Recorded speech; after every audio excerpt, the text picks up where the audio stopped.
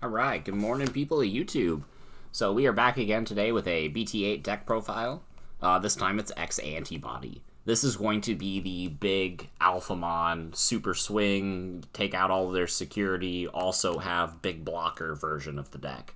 I will be posting the Doragora version later, which is definitely the more budget-friendly version of the two.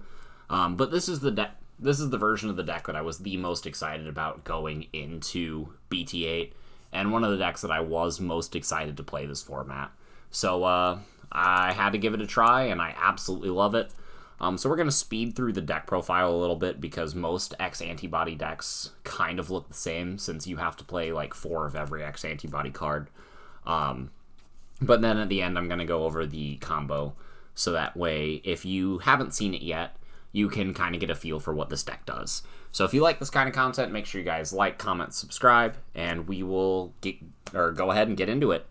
So for the eggs, I got 4 copies of Doraemon. This is a deck that very much utilizes this raising area, so you do not need to play more than 4 eggs.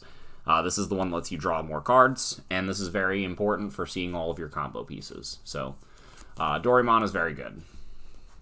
Going into the rookies, we got 4 copies of Doraemon, 4 copies of Ryudamon, 4 copies of Tsunarizumon, and then the single copy of Hagurumon. So this is optimized to OTK your opponent as fast as possible, while also being as defensive as possible. So these facilitate your searches. Ryudamon is really good to have underneath Digimon that aren't going to be your main stack. Like if you evolve this into a Darugamon, then you have a blocker with Decoy, and that's really, really solid if your opponent tries to remove your big body. And then Dorumon is the main card that you want to keep in your hand and that you want to evolve in your raising area, because its inheritable effect to gain memory whenever you shove sources under your Digimon is just absolutely absurd. It triggers off of itself, which I think is kind of busted. And even whenever we go into future sets like BT10 and 11, you will still play 4 copies of this card, so pick these up now, because this is just a really, really broken card. Tsunariza is important for the deck to make sure that you're hitting for all of your opponent's security at once. It can give you piercing sometimes, especially on Alphamon's second swing, whenever you get to use your security or your DP buff effects. Because your Hisarumon will not let Alphamon get its effect the first swing, because you will have already activated your when attacking effect. Fun fact. But if you get enough Darugamons under it and get enough like DP buffs, you can just ensure that every Digimon in the game will have extra security attack. You know, get piercing if you have this guy in play. Tsunarizumon's just an overall great card, and I feel like any version of X-Antibody should try to play at least 2 to 3 copies. But if you can play 4, I highly recommend it. It's a lot of fun. Hagurumon is the last level 3 in the list, and honestly, I think I might cut it for a Chumon or Toyagu. It's really, really good being able to memory choke with this card, and you want something on the field that isn't just your Alphamons. That way you can swing for game after Alphamon has cleared all of their security, and this is a really easy card to just get out there. But I think with the relevance of blue, this format, I think Chumon blocking memory might be better. Also, a extra inheritable reboot effect would always be nice. So right now it's the Haguru. It could change, but I think the 4 Tsunariza, 4 Doru, and 4 Ryuda are absolutely mandatory. Going on to the level 4s, I got 4 Doruga, 4 Ginryu, and 3 Grumble. So Ginryu's the new one, gives you the inheritable blocker. Really, really nice. Plus it's a 6,000 DP, so it can kind of swing over armors early game, which is always fun. Darugamon has blocker, and it gives you a static DP buff on all turns as an inheritable. What's not to love about that? This card makes Alphamon hit 12,000 just without paying any memory. So that way, if you do have to pay memory with Alphamon, you're paying less to reach important thresholds. And I think that's absolutely important. You can shove this card under your sources. with Yuji, so it's really easy to manipulate your power in this deck with this card, and I think you should absolutely play 4 of this. Anybody that tells you otherwise is, I think, objectively wrong right now. Once we get more X-Antibodies, that opinion could change, but I think this is the ideal ratio right now. 3 Grumblemon will let you close out games after Alphamon has swung for all of their security. You know, because you'll have the 3 memory off of Coda, or you'll have gained extra memory off of shoving Dorumons, or off of promoting something and gaining memory off of Yuji. So, Grumble is really good.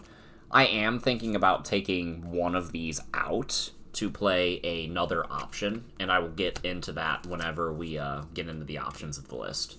But I think 10 is the bare minimum level 4s that you want to play in this list, and I'm playing 11 right now. So, going into the level 5s, we just have the 4 Dorogray and the 4 Hisarumon. You really only want the X-Antibody level 5s in this list. Dorogray gives you protection whenever you evolve into this card, so you can evolve over it and get this nice protection effect so that you can set up for your attack next turn pretty safely. And as an inheritable, it gives you security attack +1. So overall, Dorograymon is just absolutely fantastic.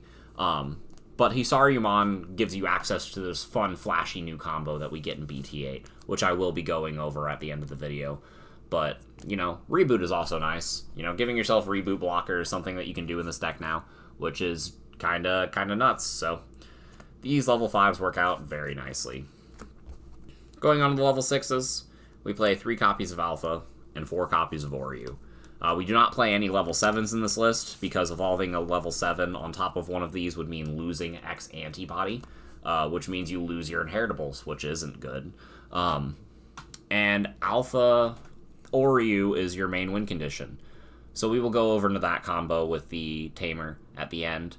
But I think it's important to play at least 3 of each of these, just so that you see them. I see people like Wong Zero and Mario playing less. And, you know, that's absolutely fine. You can kind of go for a split build where you're playing some Alphas, some Dorugoras, and some Oryu. But that is not what this deck is trying to do. This deck is trying to punch your opponent in the jaw and then leave them on the floor. And I'm not advocating for this violence, I'm not advocating for violence at all, but this deck makes your opponent want to get violent whenever you just take out all of your opponent's security out of nowhere, and they can't really deal with your stack. And if you don't take out all of your security, then they're looking at like a 14,000 plus blocker if it's an Oryumon, and you just gained a bunch of memory with Alpha, so chances are if you have a Grumble, then you can just end the game right then and there. Because anytime this card attacks, if it survives, you gain 2 memory. And that's not once per turn, so if you get the double attack, then you just gain 4 right then and there. So, absolutely absurd. I do love both of these cards. Also, Alphamon has a really cool security effect, which can stun your opponent. And then Oryumon has a really cool when Digivolving effect that makes him basically indestructible. Even bigger. And also lets you delete something, which is kind of nice. So going into the Tamers, we got 3 copies of this kid, Coda, and we got 4 copies of this kid, Yuji. So Yuji is the new guy that we got. Lets you gain memory and draw a card whenever you promote an X-Antibody from your raising area, which is kind of bonkers. It's what made Ty and Matt good in BT6. Plus this card lets you facilitate your combo by having your whenever an X-Antibody attacks effect, you get to suspend this card and then put an X-Antibody card from your hand under it as a source. So this triggers Hisarumon's effect, activating your big combo, and setting off all of your inheritable effects at the same time. So Yuji is absolutely essential.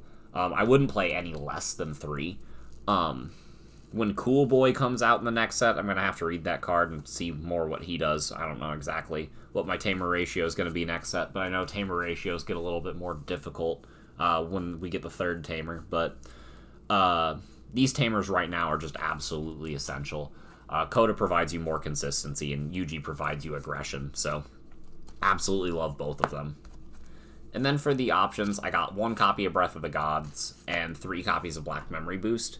I'm considering dropping the Grumblemon for a 2nd copy of Breath of the Gods, because if you can activate this card after you've built up your big stack, then you've basically ensured that you are winning that game. And there isn't really much your opponent can do about it. And Black Memory Boost lets you see your combo pieces, lets you go off, and lets you do everything that you need to do. So, yeah, that's the 50 cards that I play. I absolutely love the way that it's been working out so far. Haven't really gotten to test against Imperial as much as I would like, for obvious reasons, since it's not released in the US yet. But so far, it's been really good against Armor Rush. It's been really good against Black War Greymon. And I don't think this deck really has any bad matchups, to tell you the truth. I think this deck is just absolutely absurd, and a very, very good contender for the best deck in the format. So, let me know what you guys think in the comments down below. Make sure you guys like and subscribe, and stick around if you guys want to see the combo. Alright, so this is your super fun Alphamon combo. So, you guys ready for this? So let's say your opponent leaves you at just a single memory. You have Eugene play. This is your hand right here. You promote this stack from your raising area. You got the Hisarumon. Doesn't really matter what's under it. Preferably, it's a bunch of X-Antibody cards. So, you promote this card, you gain a memory, you draw a card. Doesn't really matter what you draw. So, now, you have this big stack. You swing at your opponent, either Digimon or Security. It's really better if on your first swing with this big card that you're swinging into a Digimon, just so that you can ensure that your Alphamon survives. Because you can't use the when attacking effect whenever you Digivolve to buff your DP. So it's better to save that effect for like the second turn that you're doing your big attack. Unless you're playing it against a deck like Armor Rush, where you know their DP is all very, very tiny. So if you do this, you swing at their Security, you activate Yuji's effect. So what you do is you suspend this card, and then you put the Oriyumon from your hand underneath your Hisarumon. So now you get to gain a memory off of Doru. You get to draw a card off of your egg, which I forgot to put in the stack, which is always fun. Drawing cards is great, everybody. So the stack is your hand again. So we have this going off, we have that effect activated, we have that effect activated, and then Hisarumon's effect gets activated. So we get to Digivolve into a Digimon for a reduced cost. So we get to evolve into this Alphamon for just 2 memory. We have this as our big stack. So I'm going to 1 here, draw off of Evolution, so now I'm up to 3 cards in hand again. So now I have this Alphamon. I'm hitting something. That's cool. Let's say I survive, right? Alphamon's end of attack triggers. I go up 2 memory, go up to 3. Oriyumon's end of attack triggers. Since I'm Alphamon, I unsuspend myself. Now I get to swing again. I can choose to pay memory this time if I want to boost my attack. That would be cool. But let's say I don't need to. And I, attack and I'm fine. And my attack goes through. Alphamon's effect triggers again, so I go up to 5 memory, which is just absolutely absurd. You can see how if you get Security attack up in the stack, then you can just kind of win the game right then and there. You can use Yuji to shove the Dorumon under so that you don't need to gain the memory that way. This can be a Sunariza. You can, just have this stack in your raising area instead of the Hisarumon. You can do the Doru Gray. If you have this in your raising area right here, let's say you promote this stack, right? So you have the Dori, you have the Ginryu, and let's say you have Sunariza. So you can do something like this. If you have this in your raising area, you're promoting this. You have Dori, Sunariza, any level 4, Doru Gray, and Alpha. You swing with Alpha. You are going to activate Alpha's effect to pay at least 2 memory. So you gained the memory and drew the card, so you're up to 2. So you're going down to 0, so you're making yourself at least a 13,000 because you want to hit the 13,000 threshold for Sunarizamon's effect. So you're hitting 3 security off of this. But wait, there's more. You get to suspend Yuji since you're an X-Antibody. You get to shove Oryu under your sources. And now, at the end of your attack, you gain 2 memory, and you unsuspend yourself. And now you get to swing for 3 more security and gain 2 more memory. This is absurd, people. So, I hope you guys liked the deck profile and the combo tutorial with this list. I've shown you both routes the OTK can take. So, yeah. Hope you guys stuck around and hope you guys enjoyed. Make sure you guys leave your thoughts below, and we will see you guys next time. Bye, everyone.